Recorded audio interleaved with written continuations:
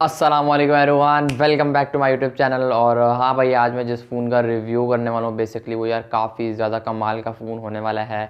Motorola का G23। तकरीबन एक महीना इस फ़ोन को लॉन्च हुए हुए हो चुका है। तकरीबन 1.5-2 महीने पहले मैंने इस स्मार्टफोन के ऊपर वीडियो बनाई थी। वो वीडियो स्पेसिफिकेशन के ऊपर डेडिकेटेड थी, अपकमिंग स्मार्टफोन के ऊपर डेडिकेटेड थी। लेकिन आज की इस वीडियो में रिव्यू करने वाला हूँ क्या इस फ़ोन को परचेज़ करना चाहिए 35,000 की प्राइस रेंज के अंदर। और अगर आप यूज़ में बाय करना चाह रहे हो तो करना चाहिए। गेमिंग के लिए, कैमरास के लिए, ओवरऑल ये फ़ोन है कैसा, क्या इस फ़ोन की तरफ जाना चाहिए, फिर किसी और फ़ोन को कंसिडर करना चाहिए इसकी जगह।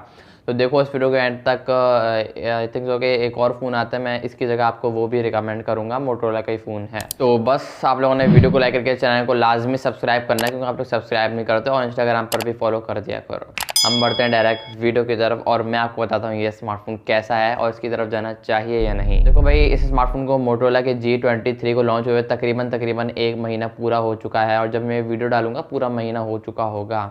देखो, 2 मेमोरी वेरिएंट के साथ ये स्मार्टफोन पाकिस्तानी मार्केट के अंदर लॉन्च हुआ था। 4 128 था और दूसरा मुझे याद नहीं आ रहा, आई थिंक तो कि 6 128 है या 4 64 था। बाकी नो डाउट एक महीने स्मार्टफोन को लॉन्च हुए हो चुका है। 35,000 रुपये के आसपास ये स्मार्टफोन पाकिस्तानी मार्केट के अंदर लॉन्च हुआ था। डिस्काउंट आई थिंक सो कि लग गया होगा या फिर नहीं लगा होगा, ये आप मार्केट विजिट कर चेक कर लेना। बाकी ये ऑनलाइन भी अवेलेबल है। 34,999 में आपको इजीली अवेलेबल देखने को मिलता है, depend on variant. 2 memory variant के साथ ये स्मार्टफोन पाकिस्तानी मार्केट के अंदर आया है, तो दोनों की प्राइस में 3-4 हज़ार का फ़र्क है। बाकी देखो, अगर मैं प्राइस से कंपेयर करूँ ना ओवरऑल स्मार्टफोन को, दोनों डोरियर काफ़ी बेहतरीन ये स्मार्टफोन ओवरऑल परफॉर्मेंस अपनी निकाल कर देता है। सबसे पहले डिज़ाइन की अगर मैं बात करूँ, 35,000 रुपये की अगर नज़र से देखो ना डिज़ाइन वाली साइड को, नो डाउट ये डिज़ाइन काफ़ी ज़्यादा कमाल का देखने में मिलता है इस मोटरोला के G23 के अंदर। बैक प्लास्टिक की साइड फ्रेम एकदम लाइक स्क्वायर टाइप का है, बॉक्सी टाइप का है। नो डाउट काफ़ी प्रीमियम वाली फील, प्रीमियम वाली लुक आती है। जो कैमरा बम ये लोग देते हैं ना मोटरोला वाले, मुझे पर्सनली काफ़ी ज़्यादा पसंद है भाई इनका कैमरा लेआउट। वो बड़े बड़े चौड़े चौड़े कैमरा नहीं देते भाई, एक नॉर्मल सा छोटा सा कैमरा बम देते, जो कि देखने में काफ़ी यूनिक लुक प्रोवाइड कर रहा है। पिछले दिनों में ट्रेंड ही चल गया था, लाइक बड़े इन्फिनिक्स टेक्नो की तरह नहीं है मोटरोला, इतने बड़े बड़े कैमरा बम थे। तो लाइक नॉर्मल एक ओवर लुक फ़ोन नहीं लगता है, लेकिन एक अच्छा फ़ोन लगता है देखने में। दूर से देखने में लगेगा एक प्रीमियम फ़ोन पकड़ा हुआ इस बंदे ने। तो कहीं से भी इनहैंड फील 35,000 वाले फ़ोन की नहीं आती। तकरीबन 70 80 90 हज़ार के आसपास की स्मार्टफोन की इन हैंड फील है। तो नो डाउट यार डिपेंड करता है कि आप कहाँ से बाय करते हो, और भी आपको सस्ता देखने को मिल सकता है। कराची की मार्केट से बाय कर सकते हो, लाहौर की कराची की सदर मार्केट, लाहौर की मार्केट विजिट कर सकते हो, मुल्तान, ऐसी जगहों पर आपको काफ़ी भरपूर स्टॉक देखने को मिलेगा इस स्मार्टफोन का। और आप चाहो तो इस स्मार्टफोन को यूज़ में भी बाय कर सकते हो। यूज़ में बाय करने में कितना सेफ़ है ये मैं आपको आगे वीडियो में बताऊँ। देखो, फ्रंट पे मुझे कोई इतनी खास वजह तो नहीं लगी, बट स्टिल कुछ लोगों के लिए ये खास बड़ी वजह भी होती है, जो कि है फ्रंट पे बेजल। इसका बेजल थोड़ा उभरे हुए हैं, तो ये आप पर डिपेंड करता है कि आप किस टाइप के यूज़र हो। कुछ लोगों को बेजल उभरे हुए पसंद होते हैं और कुछ लोगों को मतलब बेजल लेस डिस्प्ले चाहिए होता है। तो इट्स अप टू यू। बाकी 6.8 इंचेस का एक IPS पैनल है, 720p की रेजोल्यूशन भी। यहाँ पर 1080p दे देते तो और अच्छी बात होती, बाकी कोई नहीं। 90 हर्ट्ज का रिफ्रेश रेट भी है। पांडा ग्लास की प्रोटेक्शन भी आपको देखने को मिलती है। एंड्रॉयड 13 के साथ ये स्मार्टफोन पाकिस्तानी मार्केट के अंदर लॉन्च हुआ था। और देखो 400 नीट्स की पीक ब्राइटनेस भी है, तो विजिबिलिटी का आपको कोई इशू देखने को नहीं मिलेगा बाहर। अगर आप अगेंस्ट द सनलाइट इस स्मार्टफोन को यूज़ करोगे, थोड़ा बहुत आपको हल्का फुल्का देखने को मिलेगा, जो कि हर स्मार्टफोन में, बिकॉज यार ये स्मार्टफोन बजट रेट सेगमेंट का फ़ोन है, तो बजट रेंज सेगमेंट में यार आजकल यही आ रहा है। बाकी 400 नीट्स की पीक ब्राइटनेस में। डिस्प्ले वाली साइड की बात करूँ, अगर मैं डिस्प्ले को कंपेयर करूँ प्राइस से, तो नो डाउट यार काफ़ी बेहतरीन परफॉर्मेंस निकाल कर देता है। विजिबिलिटी का आपको कोई इशू देखने को मिलेगा। IPS पैनल है, 720p की रेजोल्यूशन वाला डिस्प्ले है। मैं वो बंदा हूँ जो कि 1080p 720p की रेजोल्यूशन वाला डिस्प्ले में इतना फ़र्क नहीं करता। मेरे पास जो अपना फ़ोन है ना, ओप्पो का OP54, इसमें भी 720p की रेजोल्यूशन वाला ही डिस्प्ले है। तो बाकी यहाँ पर डिपेंड करता है। मुझे तो भाई कभी आज तक कमी महसूस नहीं हुई कि 1080p वाला क्यों नहीं है 7। बाकी इट्स अप टू यू कि आप क्या पसंद करते हो। बाकी डिस्प्ले वाली साइड की बात करूँ तो कलर शार्पनेस काफ़ी बेहतरीन निकल कर सामने आएंगी इस स्मार्टफोन अगर आप परचेस करते हो तो।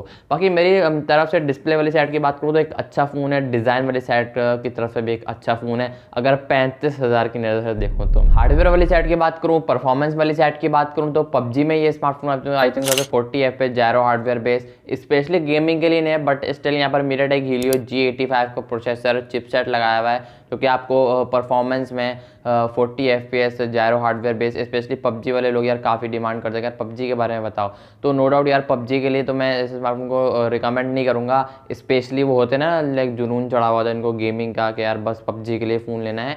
तो हाँ, कैजुअल से गेमिंग हो सकती है अच्छी खासी, आप नॉर्मल इसमें गेमिंग चला सकते हो। अगर आप अच्छी खासी गेमिंग करना चाहते हो, लाइक दिन में एक आध बार कर लेते हो, मतलब रोज़ाना एवरीडे आप कर लेते हो गेमिंग, तो आप इस फ़ोन को डेफिनेटली कंसिडर कर सकते हो। लेकिन स्पेशली हाईली रिकमेंड नहीं है मेरी तरफ से ये डिवाइस गेमिंग के लिए और कैमरास के लिए। कैमरास वाली साइड की बात करूँ तो भाई देखो 35,000 में आपको अब आईफोन वाली क्वालिटी तो मिलने से रही, तो 35,000 में ये स्मार्टफोन अपनी प्राइस सेगमेंट में कैमरा जिसके काफ़ी अच्छे परफॉर्म करते हुए नजर आए। बैक पर 888 कैमरास का सेटअप है, 50 का मेन है, 5 का अल्ट्रा वाइड, आई थिंक 2 का मैक्रो सेंसर है, 1080p 30 FPS ये आपकी वीडियो को बैक से शूट करेगा।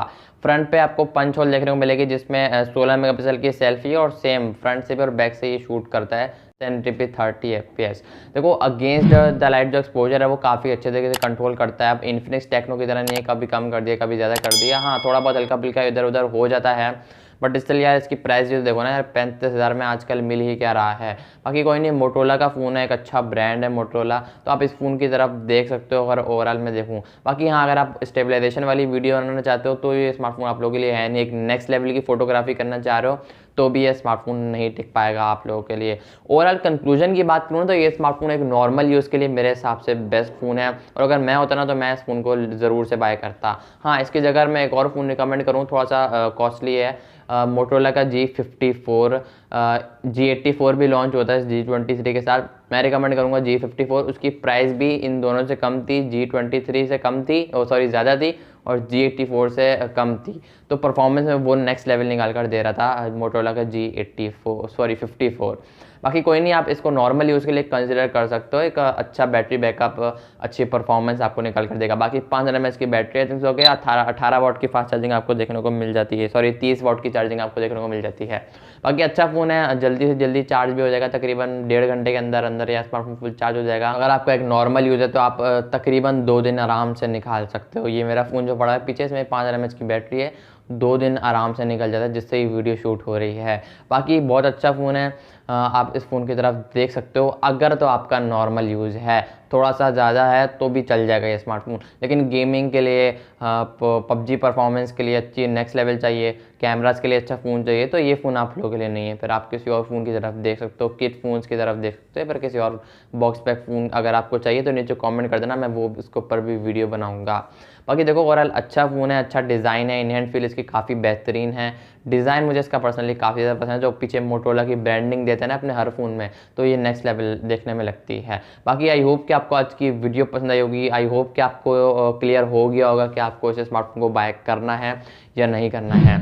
तो आप लोगों को क्लियर हो गया, लेकिन मुझे अभी तक एक भी चीज़ क्लियर नहीं हुई है, क्योंकि आप लोग वीडियो को लाइक नहीं करते हो, ना ही चैनल को सब्सक्राइब करते हो, और ना ही इंस्टाग्राम पर फॉलो करते हो। तो इंस्टाग्राम पे फॉलो करो, लिंक डिस्क्रिप्शन में सारे सोशल मीडिया प्लेटफॉर्म का, जल्दी से जाकर फॉलो करो। मैं मिलता हूँ आप लोगों को नेक्स्ट वीडियो में किसी और फ़ोन के रिव्यू के साथ। किस फ़ोन के ऊपर रिव्यू चाहिए नीचे कमेंट करके लास्ट में बता दिया करो। बाकी मैं मिलता हूँ फिर नेक्स्ट वीडियो में, तब तक के लिए अल्लाह हाफ़िज़।